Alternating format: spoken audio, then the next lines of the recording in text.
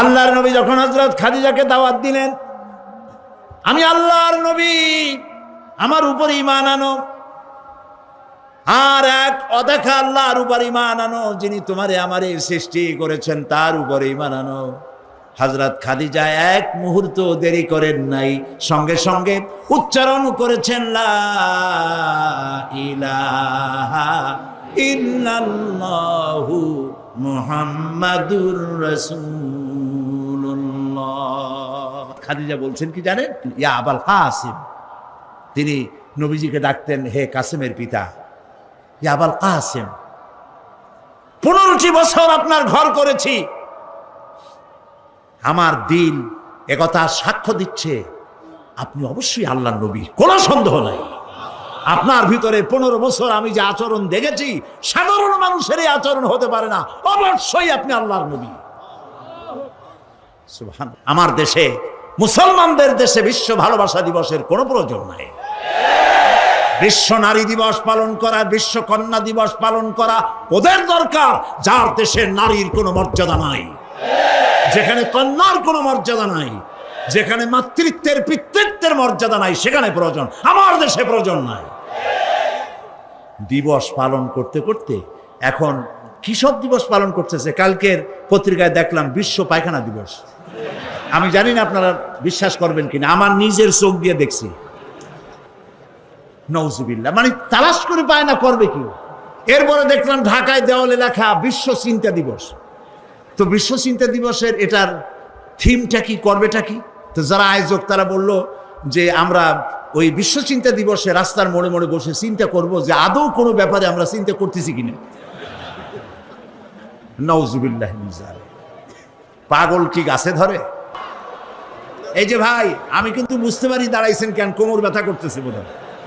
বসেন, কোমর ব্যথা আল্লাহ ভালো বানাই দেবেন, জোরে কোন আমিন।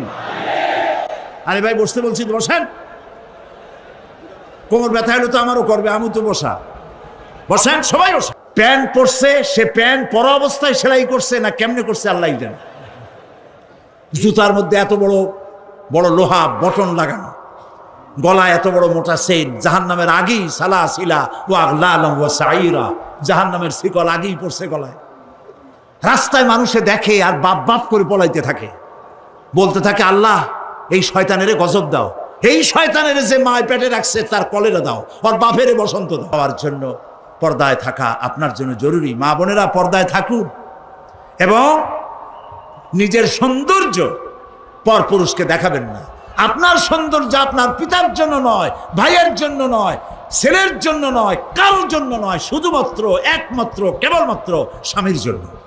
সুবহানাল্লাহ, আলহামদুলিল্লাহ, লা ইলাহা ইল্লাল্লাহ, সুবহানাল্লাহ, আলহামদুলিল্লাহ, লা ইলাহা ইল্লাল্লাহ, ইয়া আল্লাহ, ইয়া রহমান, ইয়া রহিম, ইয়া হাইয়্যু, ইয়া কাইয়্যুম। সবাই পড়েন ইয়া আল্লাহ, ইয়া রহমান, ইয়া রহিম, ইয়া হাইয়্যু, ইয়া কাইয়্যুম, ইয়া আল্লাহ, ইয়া রহমান, ইয়া রহিম, ইয়া হাইয়্যু, ইয়া কাইয়্যুম, ইয়া আল্লাহ, ইয়া রহমান, ইয়া রহিম, ইয়া হাইয়্যু, ইয়া কাইয়্যুম। আল্লাহুম্মা আমিন।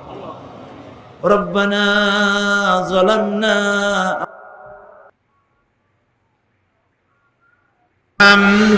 আলহামদুলিল্লাহি রাব্বিল আলামিন। সবাই পড়েন আলহামদুলিল্লাহি রাব্বিল আলামিন, আর রহমানির রহিম, মালিকি ইয়াউমিদ্দিন, ইয়্যাকা না'বুদু ওয়া ইয়্যাকা নাস্তাঈন, ইহদিনাস সিরাতাল মুস্তাকিম, সিরাতাল্লাযীনা আন'আমতা আলাইহিম গায়রিল মাগদুবি আলাইহিম ওয়ালাদ-দাল্লিন।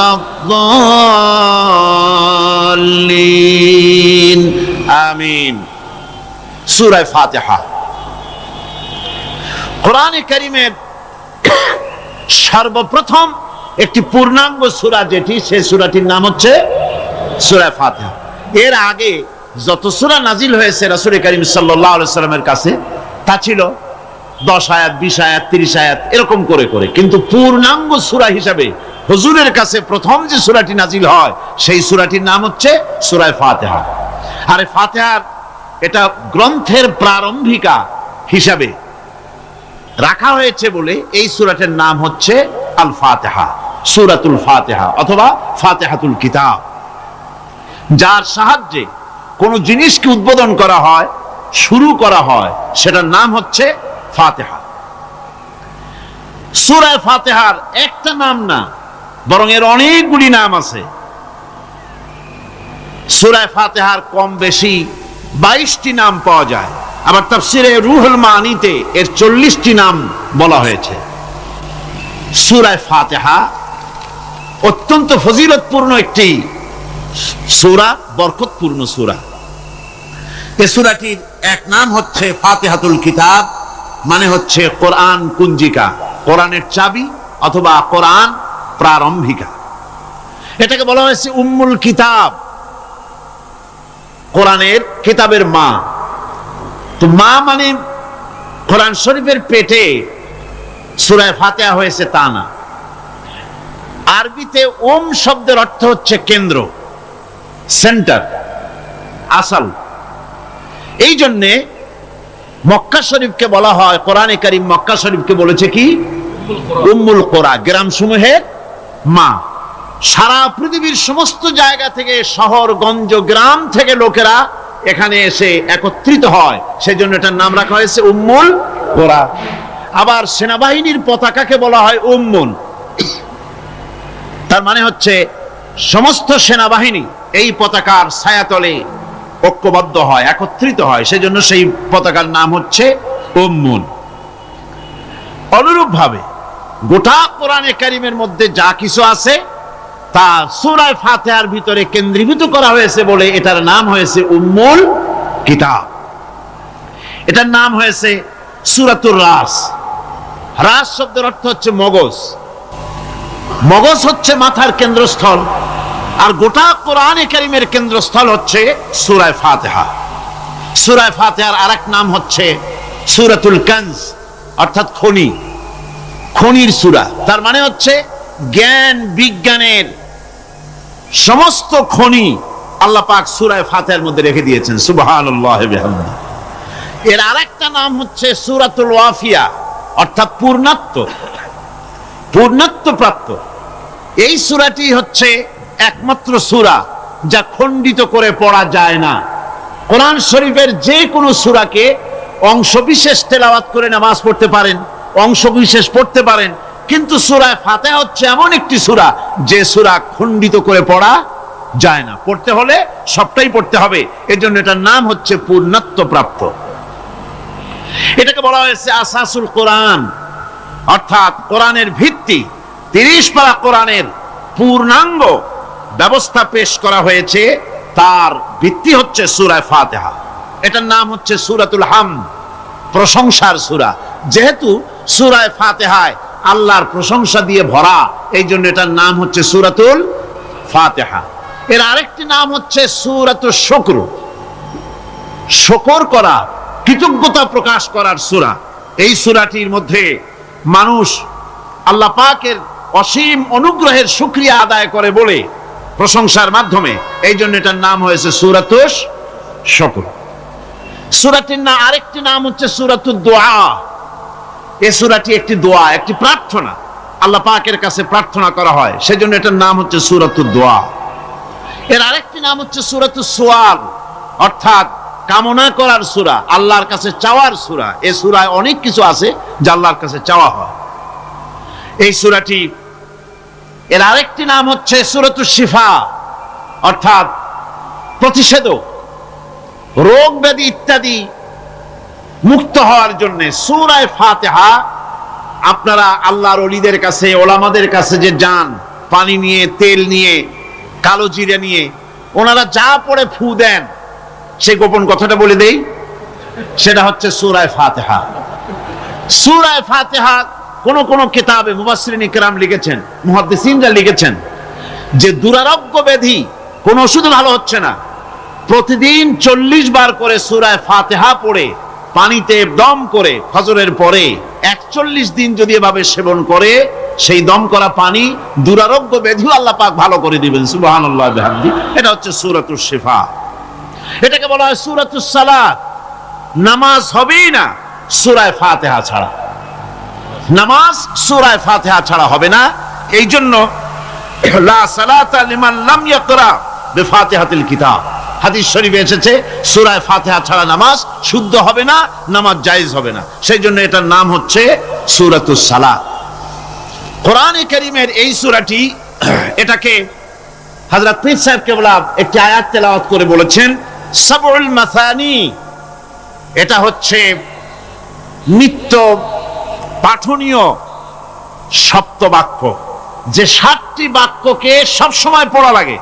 তার মানে হচ্ছে যে ব্যক্তি নামাজ পড়ে 5 ওয়াক্ত 24 ঘন্টার ভিতরে সূরা ফাতিহা একেবারে কম করেও যদি হয়, তাহলে 40 বার এই সূরা 24 ঘন্টায় নামাজি ব্যক্তিকে পড়তে হয়।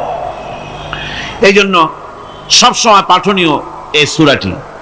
সূরাটি মোট অক্ষর সংখ্যা হচ্ছে 113, শব্দ সংখ্যা হচ্ছে 25টি। এটি হচ্ছে সূরা ফাতিহা। একটি রুকু, 7টি আয়াত। নাজিলের অবতীর্ণ হওয়ার স্থান হচ্ছে মক্কা আল মুকাররমা। রাসূল করিম সাল্লাল্লাহু আলাইহি ওয়াসাল্লামের মক্কি জিন্দেগিতে সূরাটি অবতীর্ণ হয়। শুরু হচ্ছে সূরা ফাতিহা। আলহামদুলিল্লাহি রাব্বিল আলামিন। সূরা ফাতিহা আমি বলি এটি যেন একটি অভিনন্দন পত্র। এটি কি? অভিনন্দন পত্র। বান্দা দিচ্ছে তার রবকে, রবের ভাষায় শেখানো অভিনন্দন পত্র বান্দা তার রবকে প্রকাশ করছেন, দিচ্ছেন। অভিনন্দন পত্রে 3টা জিনিস থাকে, আপনারা লক্ষ্য করে শুনলে বুঝতে পারবেন ইনশাআল্লাহ। একবার ভাবুন যে কত বড় কথা, 30 পারা কোরআনের মধ্যে যা আছে তার সবটা আল্লাহ পাক তার সারাংশ সূরা ফাতিহায় ঢুকাইছেন। তাহলে এটা জিনিসটা কি, এটা বুঝতে হবে এবং সেই ধরনের অন্তর নিয়ে, মন নিয়ে বসতে হবে আর বুঝতে চেষ্টা করতে হবে। আমি ধীরে ধীরে আপনাদের সামনে পেশ করব ইনশাআল্লাহ, বিইজনিল্লাহ, বিমাশিয়াতিল্লাহ, বিফদলিল্লাহ। সূরা ফাতিহার মধ্যে আমি বলেছি এটা একটি অভিনন্দন পত্রের মতো। কিরকম? অভিনন্দন পত্রে 3টা জিনিস থাকে। কয়টা জিনিস থাকে? 3টা। প্রথমে থাকে প্রশংসা। অভিনন্দন পত্রে প্রথমে কি থাকে? প্রশংসা। 2 নম্বরে থাকে পরিচয়। 3 নম্বরে থাকে দাবি। 3 নম্বরে থাকে দাবি। প্রথমেই দাবি করা হয় না, এটা ঠিক না। প্রথমেই প্রশংসা। সমস্ত অভিনন্দন পত্র আপনারা দেখবেন, মন্ত্রী আসুক, প্রেসিডেন্ট আসুক, অভিনন্দন পত্র পেশ করা হয়, সুন্দর ভাষায় লেখে, হে সংগ্রামী জননায়ক, গরিবের বন্ধু, জাতির কিছু একটা, এইভাবে করে বহুত প্রশংসা করে তারপরে তার নাম খুঁজে পাওয়াই মুশকিল প্রশংসার ঠেলায়। আপনার আগমনী বার্তায় আমাদের এই চট্টগ্রামের আকাশ বাতাস মুখরিত, আবাল বৃদ্ধ বনিতা আনন্দে উদ্বেলিত, কে কি করবে দিশে করতে পারছে না, এরকম প্রশংসা। এই প্রশংসা দিয়ে তারপরে বলে আমরা চট্টগ্রাম কলেজের কর্তৃপক্ষ, আমাদের বেড়া নাই, টিন নাই, চাল নাই, ইট নাই, সিমেন্ট নাই, আমাদের এগুলি দাবি।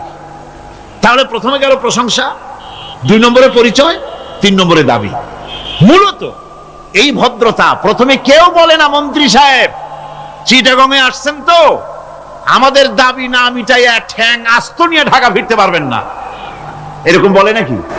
এরকম বললে কিছুই পাওয়া যাবে না। মূলত এই যে ভদ্রতা, এই শালীনতা, এই শিষ্টাচার শিক্ষা দিয়েছে আল কোরআন। সুবহানাল্লাহ বিহামদিহি। বান্দাকে কিছু চাইতে হবে, আর চাওয়াটা শিখাইছেন কে? আল্লাহ। কে শিখিয়েছেন? বান্দাকে একটা বড় জিনিস চাইতে হবে, একটা বড় জিনিস চাইতে হবে আল্লাহর কাছে। সে চাওয়াটা কি সেটাও আল্লাহ শিখাইছেন। যেহেতু আমরা তো জানি না, বুঝি না, আল্লাহ আমাদের কত মেহেরবান, তার কত দয়া, আমাদের শিখাই দিচ্ছেন কেমনে প্রশংসা করতে হবে, কেমনে পরিচয় দিতে হবে, আর কেমনে দাবি করতে হবে। তিনটি জিনিস সূরা ফাতিহার মধ্যে আল্লাহ পাক ঢুকিয়ে দিয়েছেন। সুবহানাল্লাহ বিহামদিহি। সুতরাং বলা হচ্ছে, আল্লাহ পাক বলছেন আলহামদুলিল্লাহি রাব্বিল আলামিন। সমস্ত প্রশংসা, যাবতীয় প্রশংসা সবকিছু আল্লাহ পাকের জন্য, যিনি রব্বুল আলামিন, যিনি বহু জগতের, অসংখ্য জগতের যিনি পালনেওয়ালা, তার জন্যই সমস্ত প্রশংসা। এখন হামদ হচ্ছে প্রশংসা, এর অর্থ হচ্ছে সুন্দরের প্রশংসা। অসুন্দরের কিন্তু কোনো হামদ হয় না, অসুন্দরের হামদ হয় না। হামদ হয় কার? সুন্দরের। সুন্দরের হামদ হয়, প্রশংসা হয়। এই জন্য প্রশংসা করতে হবে আল্লাহ পাকের। কোন ফাসিকের প্রশংসা যদি করা হয়, আল্লাহ পাক নারাজ হয়ে যান। আল্লাহ পাকের আরশ গোসায় থরথর করে কাঁপতে থাকে। প্রশংসা হবে কেবলমাত্র কার? আল্লাহ পাকের। এবং এই প্রশংসা সবটুকু হামদের আগে আলিফ লাম লাগানো হয়েছে। এটা হচ্ছে জিন্স বা ইস্তিগরাক, অর্থাৎ সমস্ত বস্তুকে বোঝাবার জন্য আল শব্দকে ব্যবহার করা হয়েছে। আলহামদু, সমস্ত প্রশংসা সেই আল্লাহ পাকের, যিনি তামাম জাহানকে সৃষ্টি করেছেন এবং প্রতিপালন করেছেন। আল্লাহ রাব্বুল আলামিন বলেন, আমরা শুরু করছি সূরা ফাতিহা, অভিনন্দন পত্র দিচ্ছি। কারে দিচ্ছি? আল্লাহ পাককে দিচ্ছি। শেখানো ভাষা দিয়ে রব্বুল আলামিন বলেন, প্রশংসা করো আলহামদুলিল্লাহি রাব্বিল আলামিন। সমস্ত প্রশংসা আল্লাহ পাকের, যিনি হচ্ছেন রব। যিনি কি? রব।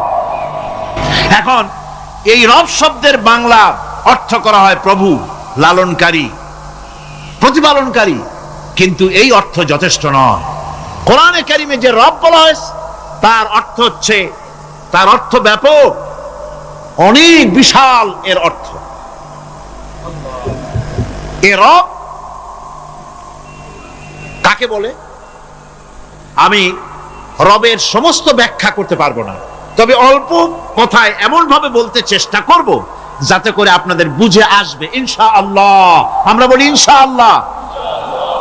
এখন আপনারা যদি আমাকে প্রশ্ন করেন যে অত কথা বুঝি না, এক লাইনে এক বাক্যে বুঝায় দেন রব কাকে বলে, তাহলে আমি কথাটা এইভাবে বলবো, যাহার যখন যে জিনিসের যতটুকু প্রয়োজন তাহাকে তখন সেই জিনিস ফরিয়াদ করার আগে যিনি পৌঁছে দেন তার নাম হচ্ছে রব। এ রব হচ্ছে তার মধ্যে রুবুবিয়তের সম্পূর্ণ কোয়ালিটিতে ভর্তি। আল্লাহ পাকের মধ্যে রুবুবিয়তের কোয়ালিটি। রব শুধু সৃষ্টি করেই ছেড়ে দেন না, প্রতিপালন করেন, পূর্ণতায় পৌঁছে দেন। সুবহানাল্লাহ বলতে ইচ্ছে করে না ভাইরা? দেখেন আল্লাহ রাব্বুল আলামিন এমন রব, বাংলাদেশের কুকুর আর আমেরিকা, ইউরোপের শীত প্রধান দেশের কুকুর একরকম নয়। আমাদের দেশের পশু, ইউরোপ আমেরিকা শীত প্রধান দেশের পশু একরকম নয়। তার কারণ হলো আমাদের দেশে শীত কম, নাতিশীতোষ্ণ অঞ্চলের মধ্যে খানিকটা পড়ে যায়। এখানে পশুদের গায়ে কম পশম থাকলে কোনো অসুবিধা নাই। ভেড়া, ঘোড়া, কুকুর, বন্য প্রাণীকে কেউ তো কম্বল দেয় না, ল্যাপ দেয় না, রাজাই দেয় না, খাতা দেয় না, চাদর দেয় না। আল্লাহ রাব্বুল আলামিন তিনি এমন রব, শীত প্রধান দেশের পশুদের গায়ে পশম দিয়া চিরস্থায়ী কম্বল জড়ায় দিয়েছেন। এর নাম হচ্ছে রব। প্রতিপালনের পদ্ধতি কি সুন্দর করে তিনি প্রতিপালন করছেন, কি সুন্দর করে তিনি পশু পক্ষীগুলিকে তাদের আহার জোগাড় করছেন, প্রতিপালন করছেন। তিনি রব, মানুষকে সৃষ্টি করেছেন, আমাদেরকে সৃষ্টি করেছেন, সব প্রয়োজন মিটাইছেন। সুবহানাল্লাহ ওয়া বিহামদিহি, সকল প্রয়োজন মিটিয়েছেন, একটা জিনিস বাদ রাখেন না। কোরআন হচ্ছে আল্লাহ পাকের দেওয়া এক মহান বিধান, যে কোরআনের কারণে আল্লাহ পাক আমাদেরকে হেদায়েত দান করেছেন। সুতরাং এই কোরআন হচ্ছে, কোরআনের মধ্যে যা আছে, গোটা কোরআনে যা আছে সব সূরা ফাতিহায় আছে। সুবহানাল্লাহ ওয়া বিহামদিহি। আল্লাহ পাক বলছেন আলহামদুলিল্লাহি রাব্বিল আলামিন। মুহাব্বতের সাথে পড়েন সবাই, আলহামদুলিল্লাহি রাব্বিল আলামিন। সমস্ত প্রশংসা, যাবতীয় প্রশংসা সে আল্লাহ পাকের, যিনি তামাম জাহানের পালনেওয়ালা রব। আল্লাহ পাক তার কাছে যখন বান্দা আলহামদুলিল্লাহি রাব্বিল আলামিন বলে, তখন প্রশ্ন হয় যে তার, যার প্রশংসা তুমি করছো, তোমরা করছো, তার কি আরো কোনো গুণকীর্তন আছে নাকি? আমরা বলি আর রহমানির রহিম, তিনি পরম দাতা এবং দয়ালু। রহমান এবং রহিম দুটি হচ্ছে সমঅর্থবোধক, প্রায় কাছাকাছি অর্থবোধক শব্দ। অসীম মেহেরবান এবং বিশেষ করুণাময় তিনি, যিনি রহমান এবং রহিম। রহমান রহিম আল্লাহ পাকের দুটি গুণবাচক নাম। রহমান অপেক্ষা, রহিম অপেক্ষা রহমান, এটা হচ্ছে বেশি ব্যাপক অর্থবোধক, যার জন্য তাফসীরে বলা হয়েছে আর রহমানু যুর রাহমাতিশ শামিলা বিজামিল খালায়েক ফিদ দুনিয়া ওয়াল মুমিনিনা ফিল আখিরাহ। অর্থাৎ রহমান তিনি, যিনি এমন রহমতের মালিক যা বিশেষত গোটা বিশ্বের সমস্ত মানুষের জন্য প্রযোজ্য। আর রহিম হচ্ছে শুধু কিয়ামতের দিন পৃথিবীতে রহমান, তিনি দয়াবান পৃথিবীর সমস্ত মানুষের জন্য এবং কিয়ামতে শুধু মুমিনদের জন্য। রহমান কিয়ামতে শুধু মুমিনদের জন্য। আর রহিম হচ্ছে আর রহিম যুর রাহমাতি শামিলা লিল মুমিনিনা ইয়াউমিল কিয়ামা। রহিম হচ্ছে শুধুমাত্র কিয়ামতের দিন আল্লাহ রাব্বুল আলামিন শুধু মুমিন লোকদের জন্য এই বিশেষ দয়া কিয়ামতের দিন করবেন। এখন রহমান হচ্ছেন পৃথিবীর সমস্ত মানুষের জন্য, সমস্ত প্রাণীর জন্য, তার দান থেকে কেউ বঞ্চিত থাকবে না। সকলের জন্য তার দানের দরজা অবারিত, উন্মুক্ত। এই পৃথিবীর বুকে আমরা দেখতে পাই মানুষ তার বন্ধুদেরকেই দেয়, শুধু সরকার হোক আর সাধারণ মানুষ হোক, আপনজনদেরকে, নিজের দলকেই বেশি দেয়। কথা ঠিক কিনা? নিজের দলের প্রতি, আত্মীয় স্বজনের প্রতি স্বজন প্রিয়তা মানুষের শরীরের ভিতরে রোগ হিসাবে কাজ করে, আর এভাবে করে নিজের দল আর আত্মীয় স্বজনকে বেশি করে সুযোগ সুবিধা দেয়।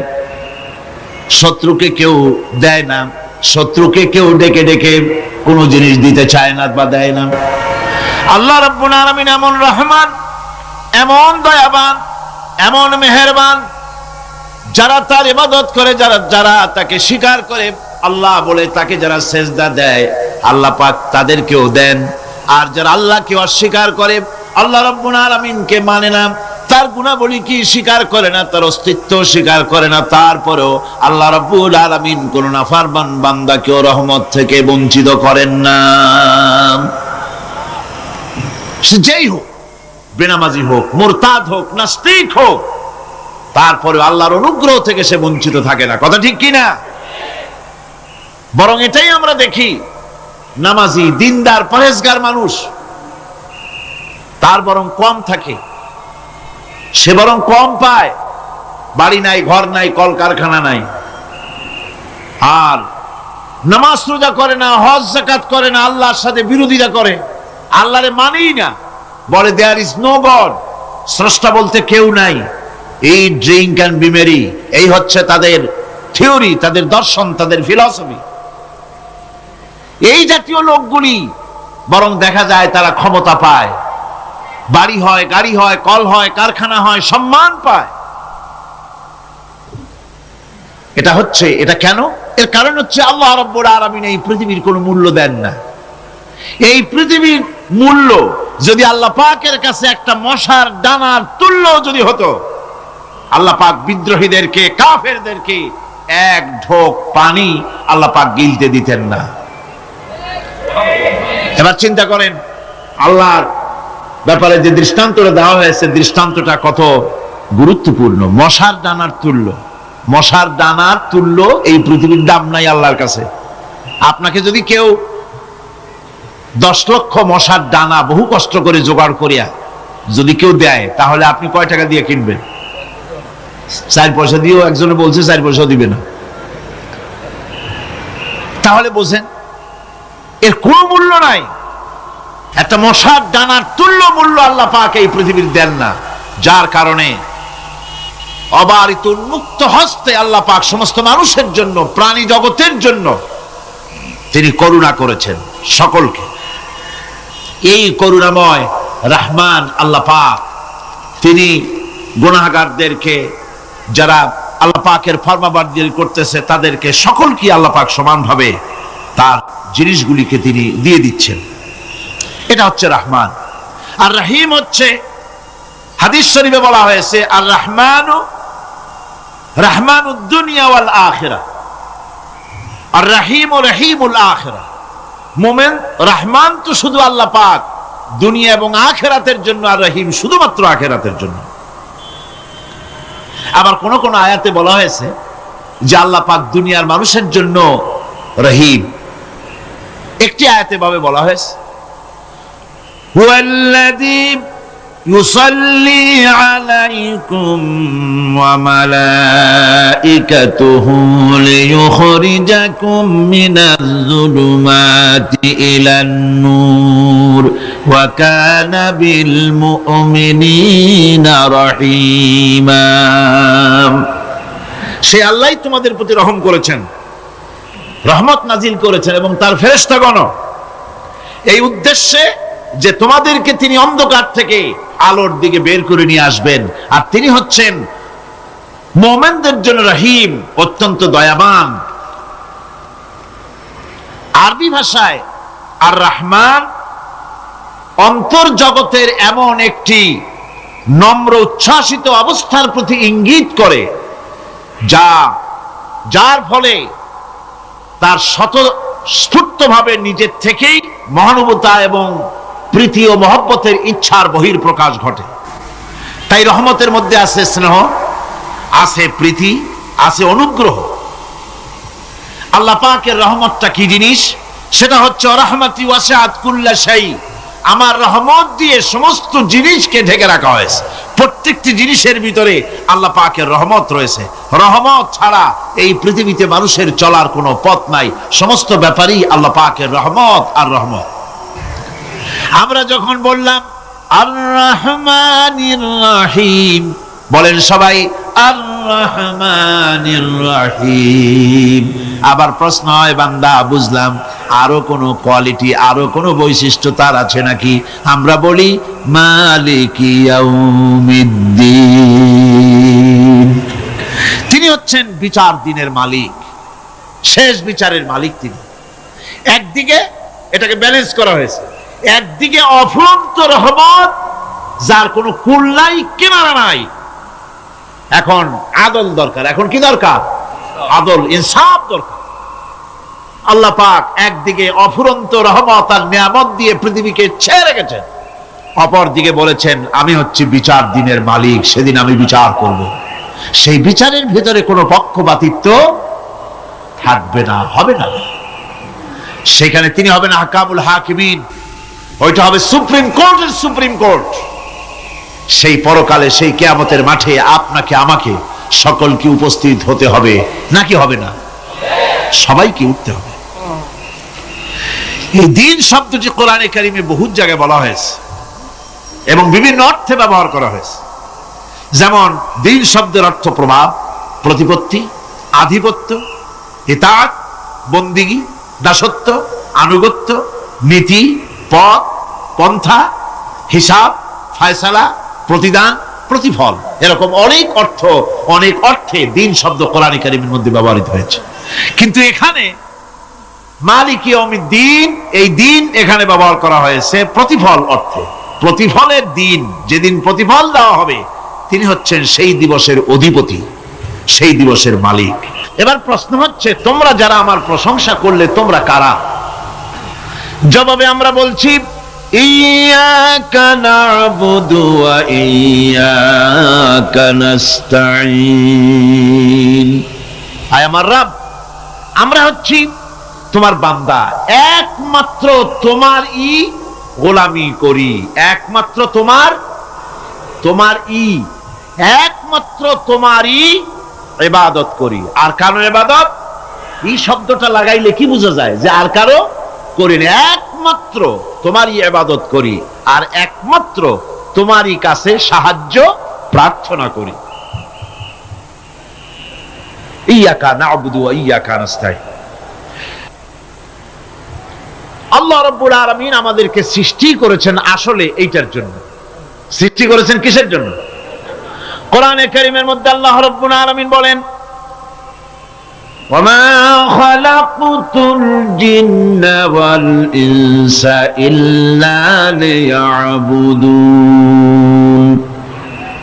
আমি মানুষ এবং জিনকে সৃষ্টি করেছি শুধুমাত্র আমার ইবাদতের জন্য, আমার গোলামির জন্য, আমার আনুগত্যের জন্য। কত বড় মেহেরবান তিনি, কত দয়ালু তিনি, তার কাছে চাওয়ার ভাষাটাও তিনি আমাদের শিখাই দিলেন। জনগণ সুবহানাল্লাহ। রব্বুল আলামিন আমাদের শিখালেন, এভাবে চাও, ইহদিনাস সিরাতাল মুস্তাকিম সিরাতাল্লাযীনা আন'আমতা আলাইহিম গায়রিল মাগদুবি আলাইহিম ওয়ালাদ-দাল্লিন। হায় আল্লাহ, ইহদিনাস সিরাতাল মুস্তাকিম, একটা রাস্তা চাই, সহজ সরল সঠিক একটি পথ চাই তোমার কাছে। সেই পথটা চাই যে পথ হচ্ছে নিয়ামত প্রাপ্তদের, অভিশপ্ত এবং পথভ্রষ্টদের পথ নয়। যে পথ নিয়ামত প্রাপ্তদের, ওই ধরনের একটা পথ আমরা চাই। পথ দেখাবার মালিককে কোরআনে কারীম বলছে, আল্লাহ রাব্বুল আলামিন বলেন, ওয়া আলাল্লাহি কাসদুস সাবিলি ওয়া মিনহা জাইরুন ওয়ালাউ শাআ লাহাদাকুম আজমাইন। ওয়া আলাল্লাহি কাসদুস সাবিল, সোজা রাস্তা বলে দেওয়ার দায়িত্ব আমি আল্লাহর। সোজা রাস্তা বলে দেওয়ার দায়িত্ব কার? তিনি বলছেন, বলার দায়িত্ব আমার, সোজা রাস্তাটা আমি বলে দেব। আল্লাহ রাব্বুল আলামিনের কাছে বান্দা যখন রাস্তার দাবি করলো, সোজা পথ চাই, সহজ পথ একটা তোমার কাছে চাই, রব্বুল আলামিন সূরা ফাতিহার 7টা আয়াতের এই অভিনন্দন পত্রের জবাবে 30 পারা কোরআন শরীফ আল্লাহ পাক বান্দারে দান করে দিলেন।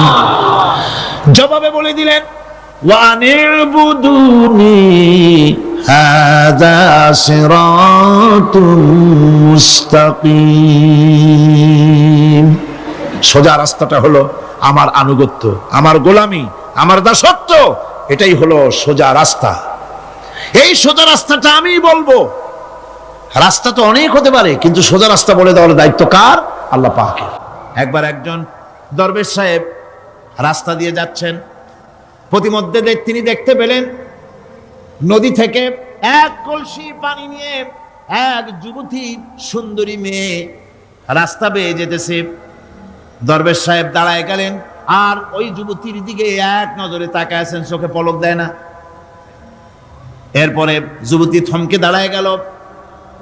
আধা বুড়া মানুষ, দাড়ি অর্ধেক পাইকে গেছে, দেখতে দেখায় খুব বুজুর্গ মানুষ, কিন্তু রাস্তায় আমার একা পায়া এমনি করে তাকিয়ে আছে, আর চোখ দিয়েও তো পানি পড়ে। ব্যাপারটা কি? দরবেশ কাঁদে কেন? প্রতিমধ্যে আমাকে একা পেয়ে দরবেশ কাঁদে কেন, তাকিয়ে আছে কেন? মহিলার চিন্তা জাগলো। শেখ সাদী রহমতুল্লাহ আলাইহি ঘটনা লিখেছেন, বাংলা কবিতার অনুবাদ করেছেন। একদা সুখদায়ক প্রমোদাবদন দর্শন করি মম ঝরিল নয়ন।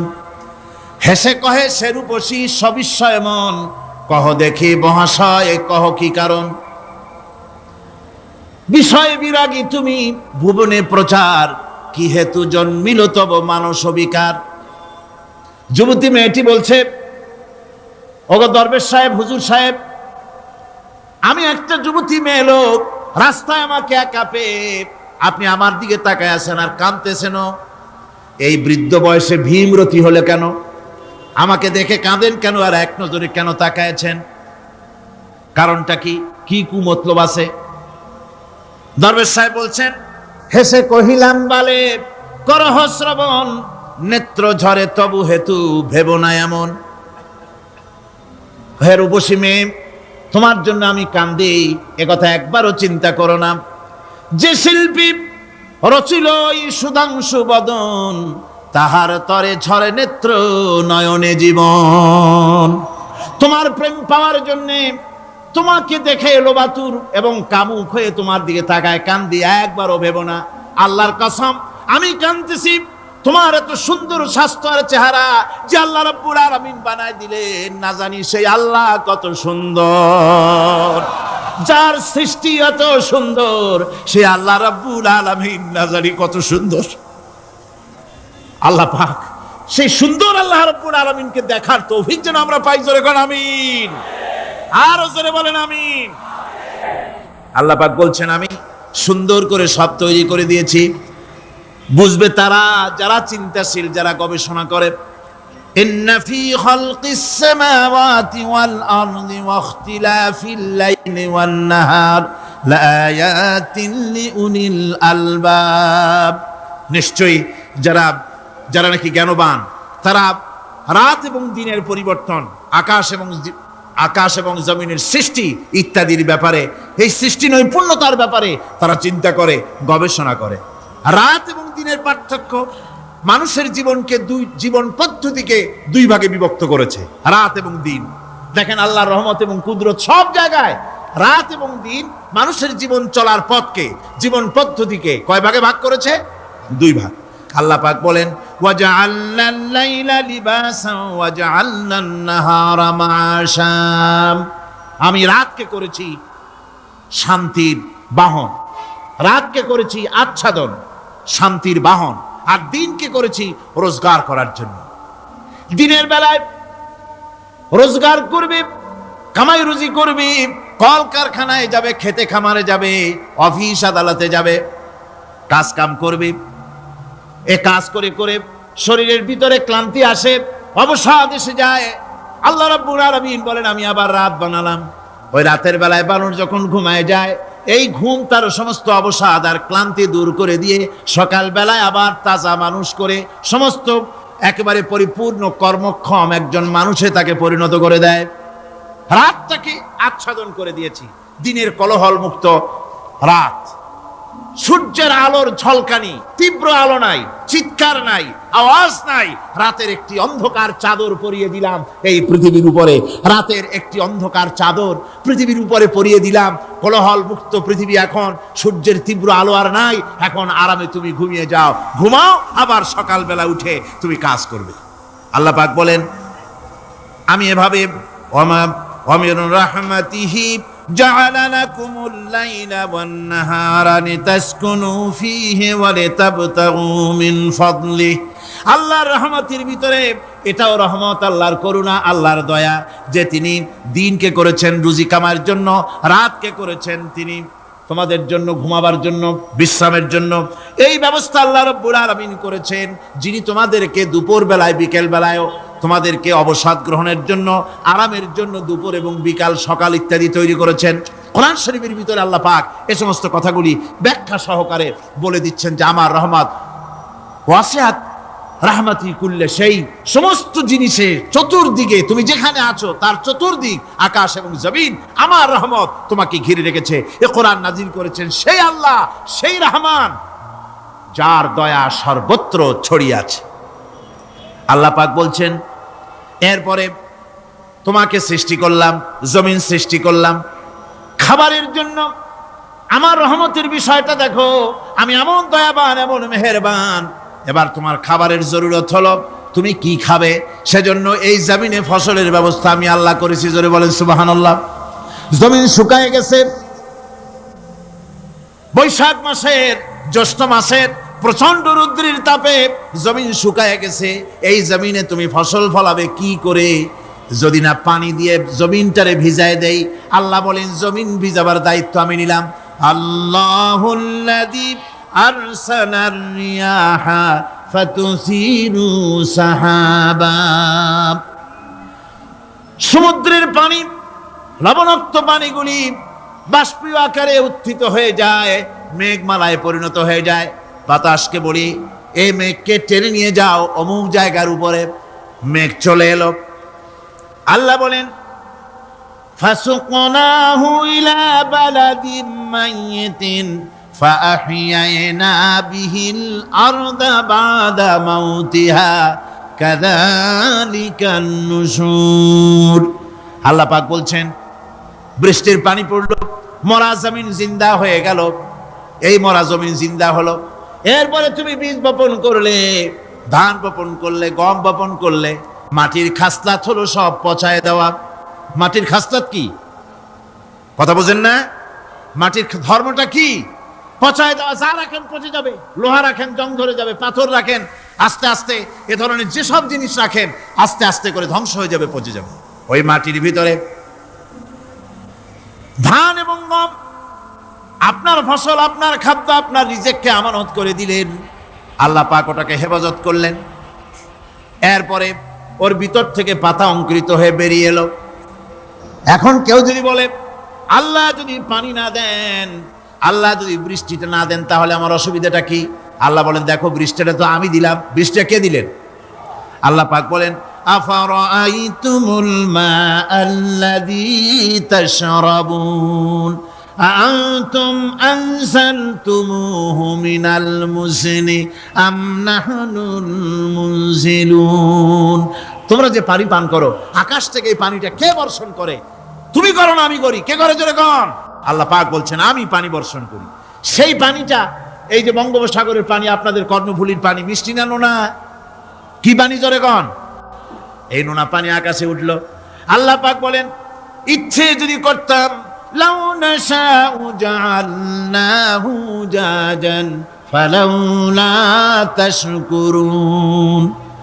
পানি উঠালাম, নোনা পানি, ইচ্ছে করলে লবণাক্ত অবস্থায় অবতীর্ণ করে দিতে পারতাম, জমিনের ফসল সব নষ্ট হয়ে যেত। কিন্তু আমি নোনা পানি উঠায়া ওই পানিগুলিকে মিষ্টি করে আমি নাজিল করে জোরে কান সুবহানাল্লাহ। আল্লাহ পাক বলেন গাছ উদ্গত করে দিলাম, গাছ এবার বড় হলো। এই গাছ আল্লাহ রাব্বুল আলামিন এই গাছ তৈরি করলেন। এই গাছ শুধু আপনার জ্বালানি দেয় না, গাছ শুধু ফল দেয় না, এই গাছ মানুষের জন্য, গাছ হচ্ছে বন্ধু। মানুষের জন্য গাছ কি? জোরে কোন কি? বন্ধু। সেই বন্ধুরে জন্মের কাটা কাটবেন নাকি? এই গাছ তৈরি হচ্ছে। গাছ বন্ধু কি করে? গাছ বন্ধু হচ্ছে আমরা যে শ্বাস প্রশ্বাস নেই, মুখের থেকে নাকের থেকে যে শ্বাসটা ফেলি, সেটা হচ্ছে আমরা গ্রহণ করি বাতাস থেকে অক্সিজেন, ছেড়ে দেয় কার্বন ডাই অক্সাইড। এটা হচ্ছে বিষ। এটা কি? আমরা নিলাম পরিশুদ্ধ অক্সিজেন, নিলাম, ছেড়ে দিলাম এটাকে বিষ করে, এই বিষটা ছড়িয়ে গেল। এখন এই বিষ যদি আল্লাহ পরিশুদ্ধ করার কোনো ফ্যাক্টরি না বানাতেন, তাহলে পৃথিবীর সমস্ত প্রাণী মরে যেত। সুবহানাল্লাহ কইতে ইচ্ছে করে না? আল্লাহ পাক কি ব্যবস্থাটা করলেন! কোন দুনিয়ার ফ্যাক্টরি নাই মানুষ যে বিষাক্ত করে দেয় আবহাওয়াকে, সেটাকে রিফাইন করার ব্যবস্থা মানুষের কাছে নাই। আল্লাহ ব্যবস্থা করেছেন কি? আল্লাহ পাক গাছ বানায় দিলেন। গাছের সবুজ শ্যামল রং, ঘাসের সবুজ শ্যামল রং, তার খাদ্য হতেছে আপনি যেটা ছেড়ে দেন, আপনার জন্য যেটা বিষ, সেটা হচ্ছে তার জন্য খাদ্য। কার্বন ডাই অক্সাইড গাছ টেনে নেয়, সারা রাত টানতে থাকে অক্সিজেন থেকে, বাতাস থেকে সারা রাত টানতে থাকে কার্বন ডাই অক্সাইড, খাবার হিসাবে সে টেনে নেয়। আর দিনের বেলা যখন রোদ ওঠে, সূর্যের উত্তাপ আর গাছের সবুজ রং দুটোতে মিলে এক প্রকারের রন্ধন ক্রিয়া হয়, রাঁধা হয়। সেই রান্নার মাধ্যমে গাছের ভিতর থেকে গাছ আবার অক্সিজেন মানুষের জন্য, প্রাণীর জন্য ছেড়ে দেয়। সুবহানাল্লাহ। তো গাছ আপনার জন্য বন্ধু, একদিকে গাছ আপনার এই কাজ করলো, ফার্নিচার বানাইলো, ছায়া দিল, ফল দিল। আল্লাহ পাক বলেন এই গাছগুলি কে তৈরি করলো? মিয়া তুমি করছো? না আমি করছি। আমি আমার রহমত দিয়ে তোমারে গাছ বানাই দিলাম। এরপরে ফসল দিলাম, ফসল হলো, তোমার তরি তরকারি হলো, সব কিছু তোমার হয়ে গেল। এবার ফসল দেখা মানুষে যখন দেখে জমিনে বড় বড় ধানের গোছা হয়েছে, মোটা মোটা ধানের গোছা হয়েছে, মোছে তখন তেল মাখে আর নতুন নতুন গানের আয়োজন করে। এবার ফসল বেশি হয়েছে, গান, থিয়েটার, বাজনা, গুনাগার বিবি, কত রকমের গানের ব্যবস্থা করে ফেলে। জমিনে ফসল আর মোছে তেল মাখে আনন্দে। আল্লাহ রাব্বুল আলামিন বলেন লাউ নাশাউ লাজআলনাহু হুতামান ফাযান্তুম তাফাক্কাহুন। আমি যদি ইচ্ছে করি তোমার জমিনের সমস্ত ফসলটাকে আমি সম্পূর্ণ কুটায় পরিণত করে দিতে পারি, তুষে পরিণত করে দিতে পারি। পারেন না? ধানের ভিতরে আল্লাহ যদি চাউল না দেন তাহলে সব তুষ হয়ে যাবে না? তখন কি করবেন আপনারা? কি করবেন? কোন বাংলাদেশ তখন হরতালের দেশ। যখন আপনি দেখলেন যে জমিনে ধান এবার সব তুষ হইছে, তখন আল্লাহর বিরুদ্ধে হরতাল করেন। লাভ হবে কিছু? লাভ হবে? আল্লাহর বিরুদ্ধে আপনারা অনশন ধর্মঘট করেন, লাভ হবে কিছু? কোনো লাভ হবে না। আল্লাহ রাব্বুল আলামিন বলেন কোনো লাভ হবে না, বরং তোমরা তখন বলবে ইন্না লামুগরামুন বাল নাহনু মাহরুমুন। কপালে তখন আঘাত করবে, পরাঘাত করতে থাকবে আর বলবে যে আরে কপাল পোড়া হয়ে গেলাম, হতভাগ্য হয়ে গেলাম, বঞ্চিত হয়ে গেলাম, আল্লাহর রহমত থেকে সর্বনাশ হয়ে গেল। তখন কপালে আঘাত করা ছাড়া আর কিছুই করতে পারবে না। আল্লাহর বিরুদ্ধে মিছিল চলে না, সমাবেশ চলে না, বিক্ষোভ চলে না, হরতাল চলে না। মহান আল্লাহ রাব্বুল আলামিন বলছেন দেখো এইভাবে করে তোমার ফসলের ব্যবস্থা আমি আল্লাহ করেছি। আমি রহমান, আমি আল্লাহ পাক কি এমন রহমান। আজ জমিনে ফসল বৃদ্ধির জন্য ইউরিয়া, সুপার সালফেট, সালফার সারের ব্যবস্থা হয়েছে, নানান জাতের সারের ব্যবস্থা হয়েছে। যখন এই সার মানুষ তৈরি করতে শেখে নাই, আবহমান কাল থেকে এই জমিনের জন্য সারের ব্যবস্থা কে করেছেন? জোরে কোন? আল্লাহ পাক বলেন আমিন আয়াতিহি আইয়ুরিকুমুল বারকা খাউফাও ওয়া তামাম। আমার অসংখ্য নিদর্শনাবলীর মধ্যে এটাও একটি নিদর্শন যে আকাশে বিদ্যুৎ চমকে মেঘের গর্জন হয়। এই যে বিদ্যুৎ চমকে গর্জন হয়, এর মধ্যে রয়েছে মানুষের জন্য ভীতি এবং আশা। তারা ভয় পায় আর এর মধ্যে আশাও রয়েছে। আশাটা কি? আশা হচ্ছে এই যে বিদ্যুৎ যে বছর যত বেশি চমকায় মেঘে, সে বছর জমিনে ফসল তত বেশি বাড়ে। কৃষিবিদরা বলেছেন বিদ্যুৎ যত বেশি চমকায় জমিনের ফসল তত বেশি বাড়ে। সুবহানাল্লাহি ওয়া বিহামদিহি। এর একটা সিস্টেম আছে, সেই সিস্টেম অনুযায়ী আল্লাহ জমিনে ফসল বাড়ায় দিলেন। আল্লাহ ফসল দিলেন। এবার আপনার আল্লাহ পাক বলছেন দেখো ফসল দিলাম, ধান হলো, চাউল হলো, মাছ হলো, গোশ হলো, সব হয়ে গেছে, এখন তুমি খাবে। রান্না বান্না হয়ে গেল, রহমত আমার দেখো, আমার রহমতটা দেখো। এ কোরআন শিখাইছেন সেই আল্লাহ রাব্বুল আলামিন যার নাম রহমান। জোরে বলেন তার নাম কি? রহমান। চাউল হয়ে গেছে, চাউল তো শুধু ভর্তা বানায় খাওয়া যাবে না, ভাত হয়েছে, আটা দিয়া রুটি তৈরি হয়েছে, কি দিয়া খাবেন? আল্লাহ রাব্বুল আলামিন আপনার পুকুরের ভিতরে মাছ দিয়া দিলেন, জন্তু জানোয়ার দিলেন, চার পায়া জানোয়ারের গোশত হালাল করে দিলেন, পাখির মাংস আল্লাহ রাব্বুল আলামিন হালাল করে দিলেন। এখন মাছ হলো, গোশ হলো। মাছ আর গোশ সিদ্ধ করে খাওয়া যাবে? জোরে বলেন যাবে? যাবে না। তার গন্ধ নষ্ট করতে হবে আর সুঘ্রাণ সৃষ্টি করতে হবে। এই গন্ধ নষ্ট করে সুঘ্রাণ সৃষ্টি করার জন্য লবঙ্গ তৈরি করলেন কে? কথা কন না কেন? এলাচি কার? দারচিনি কার? লবণ কার? মরিচ কার? হলুদ কার? পিএস কার? সুবহানাল্লাহি ওয়া বিহামদিহি। এত নিয়ামত আল্লাহ রাব্বুল আলামিন বলেন ওয়া ইন তাউদ্দু নি'মাতাল্লাহি লা তুহসুহা। আমার নিয়ামত গণনা করে করে আমার নিয়ামত গুণে শেষ করতে পারবে না, এত নিয়ামত আমি দান করেছি। এরপরে তরি তরকারি হলো, মাছ গোশ খেতে খেতে অস্থির হয়ে যাবে, তারপরে তরি তরকারি দিলাম, শাক সবজি দিলাম, সব কিছু আমি আল্লাহ রাব্বুল আলামিন দিয়েছি। আমার নাম রহমান, তোমার সমস্ত প্রয়োজন আমি দিয়েছি, মিটাই দিয়েছি। এবার তরি তরকারি হলো আর মানুষ তরি তরকারি খাইলো, আল্লাহ শুকর আদায় করলো না। শুকর আদায় করে? করে না। এত সুন্দর মজার কদু, সেই কদু খায় আর কদু খাইয়া মোসে তাও মারে আর বলে স্বাদের লাউ বানাইলো বৈরাগী। আল্লাহর শুকর আদায় করে, আল্লাহর নিয়ামতের শুকরিয়া আদায় করে। পৃথিবীর বুকে এমন কোন বিচরণশীল জীব নাই যে জীবের রিস্কের দায়িত্ব আমি আল্লাহ গ্রহণ করি নাই। সমস্ত রিস্কের দায়িত্ব কে নিয়েছেন? চিল্লায় এখন আল্লাহ সুবহানাহু ওয়া তাআলা। আচ্ছা আপনি কোন তো দেখি, একজন জমিদার, একজন বড় লোক, চৌধুরী, খুব বড় লোক, তার বাড়িতে 20 জন লোক গেছে রাতের বেলায়। 20 জন লোক গিয়ে মেহমান হইল। মেহমান হইয়া তারা বলতেছে, সাহেব আমরা তো মেহমান, আমি এক একজন এক এক রকমের খাবার চাইলো। একজনে বললো আমি হরিণ খাবো, আর একজনে কয় আমি মুরগি খাবো, আর একজনে বললো আমি খরগোশ খাবো, আর একজনে বললো আমি হাতি খাবো, আর একজনে বললো আমি ছাগল খাবো। 20 জন মানুষে 20 রকমের খাবার চাইলো। একজনে কয় বোয়াল মাছ খাবো, আর একজনে কয় রুই মাছ খাবো। 20 জনে 20 রকমের খাবার দাবি করলো। বলেন জমিদার তো বাড়ির দ্বারে, জমিদারের বাপ, সেও কি পারবে 20 জনকে 20 রকমের খাবার পরিবেশন করতে? কোনো প্রস্তুতি ছাড়া পারবে? পারবে। কোনো প্রস্তুতি ছাড়া, কোনো প্রস্তুতি ছাড়া জমিদার হোক, রাজা বাদশাহ হোক, 20 জন মানুষের খাবার 20 রকমের দিতে পারে না। আর আল্লাহ এমন রহমান, এই পৃথিবীর লক্ষ কোটি কোটি জাতির প্রাণীকে কোটি কোটি রকমের খাবার আল্লাহ রাব্বুল আলামিন পরিবেশন করতেছেন। সাপের খাবার একরকম, ব্যাঙের খাবার আর এক রকম। ব্যাঙে যা খায় সাপে তা খায় না, সাপে যা খায় ব্যাঙে তা খায় না। হাতির খাবার, গন্ডারের খাবার, ভল্লুকের খাবার, বাঘের খাবার, সিংহের খাবার, মানুষের খাবার, ছাগলের খাবার, মুরগির খাবার, মশার খাবার, সারপোকার খাবার, সমস্ত খাবার ভিন্ন ভিন্ন। আবার সমস্ত খাবারের মজা আল্লাহ রাব্বুল আলামিন আলাদা আলাদা করে দিয়েছেন। এমন রহমান, আপনার পেট ভরবেন শুধু স্বাস্থ্য বানাবার জন্য, পেট ভরে খাওয়া দরকারটা ছিল। আল্লাহ পাক দেখলেন যে না, শুধু পেট ভরলে তো এরকম খাইতে চাইবে না, তাই আল্লাহ রাব্বুল আলামিন জিহ্বা দিয়ে দিলেন যাতে করে মজা লাগে আর খায়।